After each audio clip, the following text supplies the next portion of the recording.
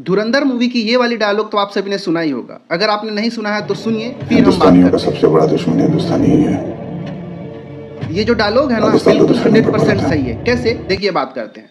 ये पाकिस्तानी जो आतंकवादी होते हैं हमारे देश में आते हैं, बॉम्ब फोड़ते हैं, कई सारे लोग मारे जाते हैं, जान माल की हानि होती है। हम क्या करते हैं, इसका बदला जो है सर्जिकल स्ट्राइक करते हैं और हम ले लेते हैं। लेकिन अब मुझे ये जानना है कि हमारे देश के अंदर जो कई जगहों का जंगल काटा जा रहा है, जैसे हसदेव जंगल काटे जाने की बात हो रही है, अरावली पर्वत की जो जंगलें हैं उनको काटे जाने की बात हो रही है, तेलंगाना में जंगल काटे जाने की बात हो रही है, हैदराबाद के अंदर जंगल काटी गई, मैन पार्ट में जंगल काटकर बॉक्साइट निकाला जाएगा। ये जो जंगल काटे जा रहे हैं, इससे जो नुकसान होगा, आने वाली पीढ़ियों को जो भरपाई करना पड़ेगा, इसका क्या, इसका जवाबदेही कौन होगा? हम इन सभी का बदला किससे लेंगे आखिर? ये पाकिस्तानी आतंकवादी हमारे देश में आते हैं, बॉम्ब फोड़ते हैं, जान माल की हानि होती है, इसकी हम बदला ले लेते हैं। लेकिन जो हमारे देश के अंदर हम खुद ही अपने जंगलों को काट रहे हैं, इससे जो नुकसान होगा, आने वाली पीढ़ियों को भरपाई करना पड़ेगा, इसका क्या होगा? मुझे ये जानना है। देखिए, मुझे तो अब ये लगता है ना भाई, ये जो जंगल कटाई का जो मसला है, जो मामला है, ये कोरोना वायरस से भी बहुत ज़्यादा इंपॉर्टेंट है। इसको टैकल करने की बहुत ज़्यादा ज़रूरी है, क्योंकि कोरोना वायरस का वैक्सीन तो हमने फिर भी 2 से 3 साल में बना लिया था।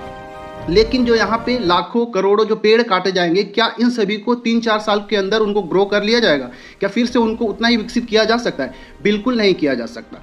तो हम सभी को क्या करना होगा? पेड़ों की कटाई को रोकने के लिए आवाज़ उठाना ही होगा। मैं एक वीडियो बना रहा हूँ, मैं अपनी आवाज़ उठा रहा हूँ, आप सभी का काम है इसको शेयर करना। और मुझे कई बार से ऐसा लगता है ना कि जो जितने ऊंचे पदों पे चला जाता है ना भाई, उनके अंदर का जो इमोशन है वो खत्म होते चला जाता है। उनको लगता है केवल पैसा और पैसा दिखे, कहाँ से पैसा आ जाएगा। और मुझे लगता है कि ये पैसा जो है बहुत सारा बटोर लेंगे, जमा कर लेंगे, और वो अपने खानदान परिवार को लेके विदेश शिफ्ट हो जाएंगे। और यहाँ पे जो प्रदूषण बच जाएगा, पेड़ों के कटाई से जो हम सभी को नुकसान होगा, जो भविष्य में झेलना पड़ेगा, भुखमरी झेलना पड़ेगा, हमको अशुद्ध हवा, अशुद्ध पानी, इन सभी के साथ जीना पड़ेगा। और ये हम आम आदमियों के लिए छोड़कर ये सब जो है किसी विदेश में भाग जाएंगे।